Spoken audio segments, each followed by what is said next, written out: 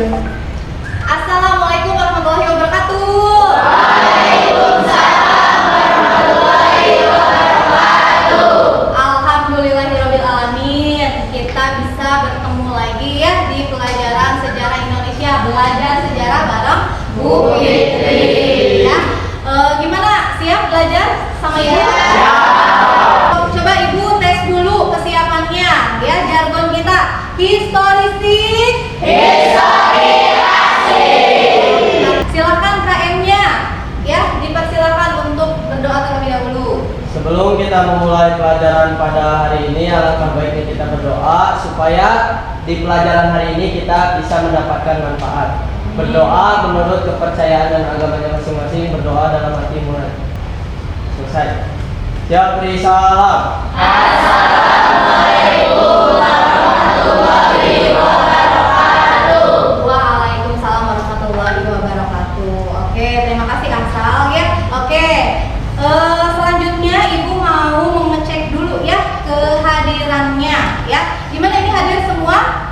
Hadir ya, kayaknya hadir semua ya. Betul? Tidak ada seksi absensi. Siapa Rahma? Hadir semua? Hadir Bu. Oke ya, coba dilihat dulu sekelilingnya masih ada sampah enggak? Coba Aida, maaf sampahnya dibuang dulu ya.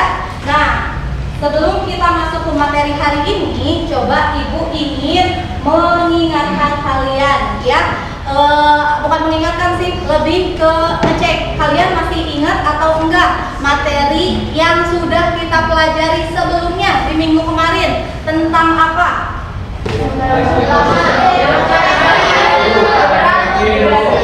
Demokrasi. Nah, kemarin itu dibahas kalau demokrasi liberal itu sistem pemerintahannya itu ternyata tidak langgeng gitu ya, selalu berubah atau ya silih berganti gitu ya.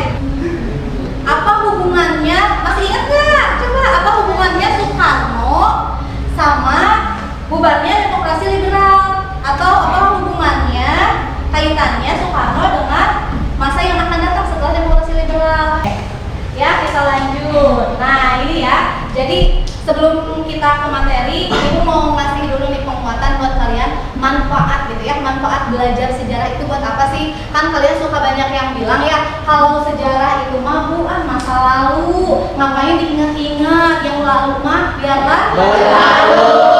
Kita song-song masa depan. Padahal konsepnya gitu nggak? Bisa diulang gitu, Bu. Yang lalu biar berlalu gitu? Iya, Bu. Ya, yang awal aja. Move on. Ah, pintar, kata Nur harus dijadikan Pelajaran. Jadi belajar sejarah itu bukan tentang mengenang masa lalu tentunya, tetapi masa lalu itu bisa kita ambil hikmahnya. Nih, Ibu ambil dari Ibu ambil dari seorang motivator dulu namanya Ahmad Buadi. Nih ya caranya. Kalau Ibu bilang Marina, kalian tangannya ke diri sendiri. Marina, ya. Kalau Ibu bilang menari, kalian tangannya kayak menari. Menari. Terus kalau Ibu bilang menara, tangannya ke atas. Menara. Nih ya, tujuan pembelajaran kita hari ini. Jadi kita belajar hari ini tuh buat apa sih, gitu ya. Jadi nih, setelah kalian nanti belajar dengan menggunakan memodel pembelajaran problem based learning. Jadi hari ini Ibu mau belajar dengan model problem based learning. Dari bahasanya aja kan problem, berarti kita akan belajar dengan berpusat pada masalah. Sekarang kalian, jadi hari ini kita mau belajar tentang apa? Tadi demokrasi terpimpin ya. Terutama dalam materi kebijakan politiknya. Sebelumnya kalian sebelum Ibu bilang demokrasi terpimpin, ada yang udah pernah dengar nggak sebelumnya gitu tentang demokrasi terpimpin itu apa? Oke, Sani, gimana Sa? Jadi demokrasi terpimpin itu sebuah sistem demokrasi yang seluruh keputusan atau pemikirannya itu berpusat pada Presiden Soekarno. Oke, bagus. Kita masuk. Ibu minta kalian baca dulu modul 5 menit aja, ya. Baca dulu modul. Nanti kemudian Ibu akan meminta kalian siapa yang berani untuk review apa yang kalian baca. Oke, silakan modulnya bisa modulnya bisa diunggah di sini ya. Nah, silakan scan barcode-nya. Buka, Aul. Kita ada? Oke. Ada? Ayo Kak, asal yuk, serius belajar kelas 12 nih. Harus lebih semangat, fokus. Ya, ada Ai? Ada Bu Ai nih, Aida ini. Ada? Nah, kan? Nah, silakan dibaca. Nanti Ibu minta ada yang mereview apa hasil bacaannya, ya.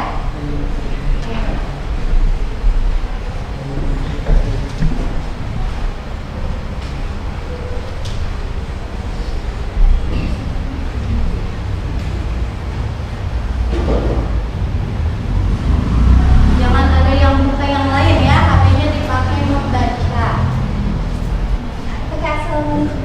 Boleh. Iya, besok boleh. Di sini saya akan mereview sedikit apa yang sudah saya baca tadi. Yang sudah saya baca tadi mengenai demokrasi terpimpin, mengenai latar belakang dari demokrasi terpimpin. Latar belakang dari demokrasi terpimpin sendiri terjadi karena terjadinya ketidakseimbangan ataupun permasalahan politik pada masa demokrasi liberal. Ya, jadi pada intinya modul itu tentang apa? Tadi yang kalian baca modul itu ya, demokrasi terpimpin. Jadi yang akan kita pelajari hari ini adalah tentang demokrasi terpimpin. Cuman kalau kita belajar tentang demokrasi terpimpin pasti luas bahasannya. Ya, kenapa? Karena yang dibahas itu ya segala sesuatu yang ada pada masa demokrasi terpimpin. Mulai dari kehidupan politik, ekonomi, ya, apalagi kebudayaan, pendidikan dan sebagainya gitu ya, sosial.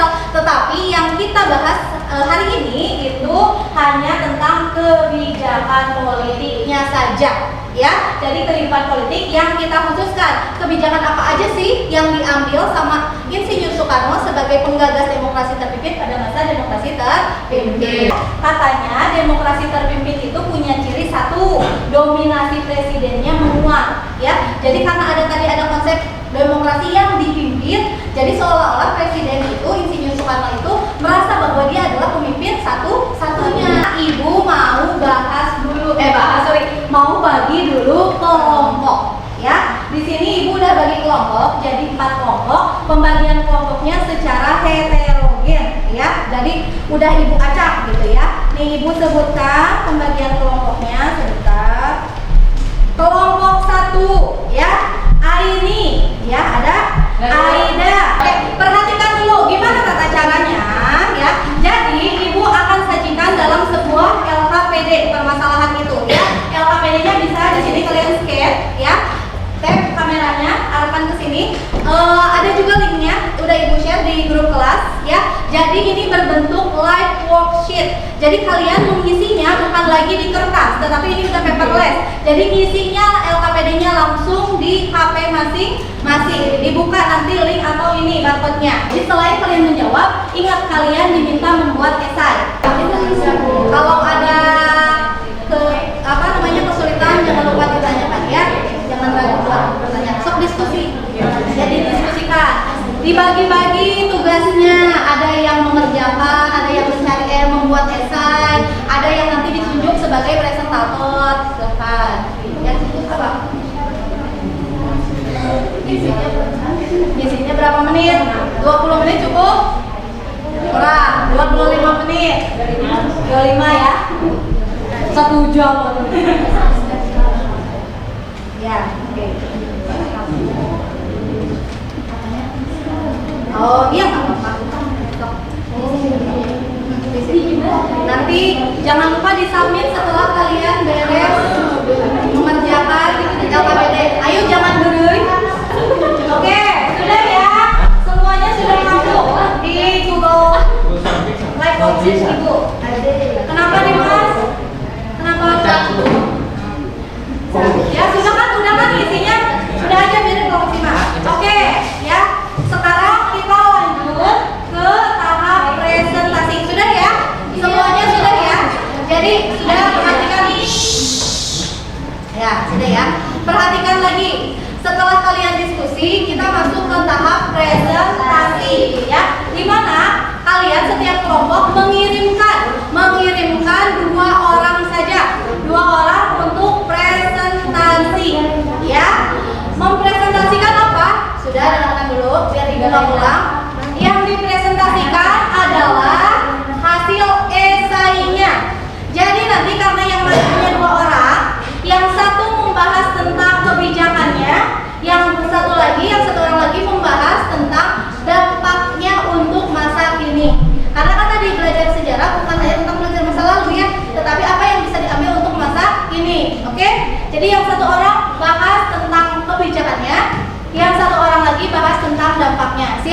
Ya. Assalamualaikum warahmatullahi wabarakatuh. Perkenalkan, saya Ayu dan Nini Aksal. Kami dari kelompok 1 hendak mempresentasikan dengan tema politik mercusuar. Apa itu politik mercusuar? Politik mercusuar merupakan politik yang dijalankan untuk menjadikan Indonesia sebagai mercusuar yang menerangi jalan bagi kekuatan baru yang tumbuh di dunia ini. Politik mercusuar pernah dijalankan oleh Insinyur Soekarno pada masa demokrasi terpimpin pada tahun 1957 untuk politik luar negeri. Kemudian pada masa demokrasi terpimpin, Indonesia telah mencapai prestasi, yaitu menyuarakan negara-negara di dunia, terutama Asia dan Afrika, untuk tidak berpihak pada salah satu blok yang sedang berseteru perang dingin. Pada saat itu yang sedang berseteru adalah blok timur dan blok barat, serta mendukung adanya kemerdekaan bagi negara-negara di Asia Afrika melalui gerakan non-blok yang dilaksanakan pada konferensi tingkat tinggi atau Presiden Dunia KTT non-blok di Bandung pada tahun 1955. Presiden Soekarno menjelaskan doktrin yang berisi bahwa dunia terbagi menjadi 2 blok, yaitu Old Defos atau dalam kurung Old Established Forces dan Nevos atau dalam kurung juga New Emerging Forces. Soekarno berkata bahwa semua ketegangan ini berasal dari pertentangan yang disebabkan oleh Orde Lama dan negara-negara yang baru ada. Imperialisme, kolonialisme, dan neokolonialisme adalah paham-paham yang dibawa oleh negara kapitalis barat. Kemudian Di sini saya akan menjelaskan dampak positif dan negatif politik mercusuar saat ini. Yang pertama, ada dampak positif, dapat menimbulkan kebanggaan bagi bangsa Indonesia karena politik menghasilkan bangunan-bangunan mewah yang bisa dinikmati masa kini seperti Gelora Bung Karno, Hotel Indonesia, dan Monumen Nasional. Dan untuk dampak negatif itu sendiri yaitu bagi ekonomi Indonesia karena memperbesar pengeluaran negara setiap tahunnya. Pengeluaran negara yang membengkak salah satunya berdampak pada tingkat inflasi sekitar 600% di dekade 1960-an. Oke, sekian presentasi dari kami mengenai politik. Tahap presentasi sudah selesai. Nah, oke, karena ini sudah beres juga ya materi yang disampaikan. Coba Ibu pengen kalian menarik kesimpulan. Jadi setelah kita belajar demokrasi terpimpin, simpulan apa yang bisa disimpulkan? So, setelah tadi kita belajar demokrasi terpimpin, ada kata-kata apa aja yang terngiang di pikiran kalian? Konfrontasi. Oke, jadi pembelajaran untuk kita agar sebagai agar bisa menjadi seorang pemimpin yang baik. Tetapi harus ditekankan, Insinyur Soekarno juga adalah pemimpin yang baik. Negara ini bisa jadi negara besar karena dari Insinyur Soekarno. Cuman mungkin ada beberapa kebijakan yang memang dinilai menyimpang dari demokrasi.